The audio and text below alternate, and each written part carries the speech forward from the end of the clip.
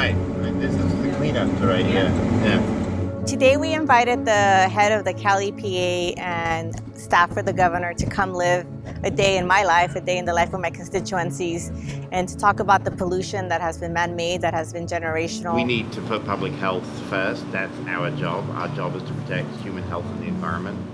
And so I will fight to make sure that we do it well and that we do it transparently. We toured the freeways that choke my area.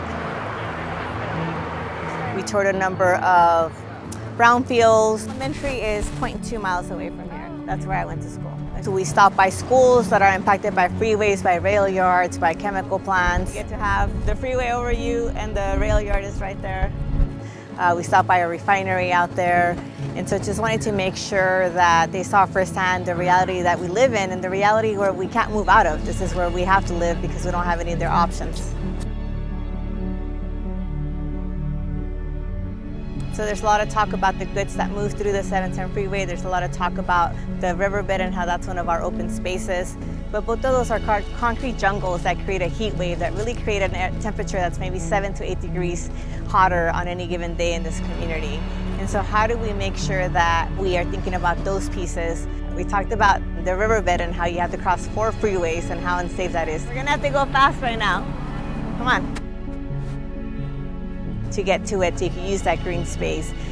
No, this side is closed off. You have to go to that side. We talked about the fact that there's no green canopy, there's no trees along the freeway, and how trees go such a long way to capture CO2, to capture particulate matter, but also to reduce the temperature that we see in this area caused by the heat waves and caused by the concrete in this community.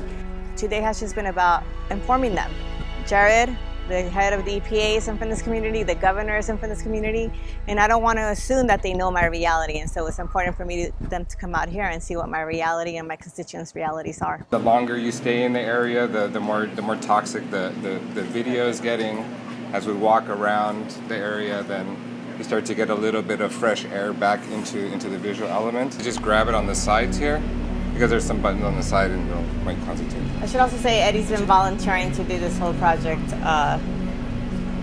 figuring it all out for us, and so it's all been a donation from his time and resources. The reality is that we don't have time to bring all the leaders who work in this area, who get to have a vote in this area, come and visit.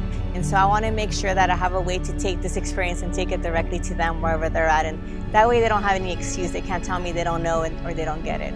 So I've been working with a local artist named Eddy, who is going to be doing video vignettes where you have a community member telling their story of where they live, the pride they have in their backyard, in their community, but also how they live next to toxic areas, whether it's the freeway, whether it's a refinery, and how that impacts their day-to-day reality out there. These things are here, but it can be different, and we can fight to make it better, and we will make it better.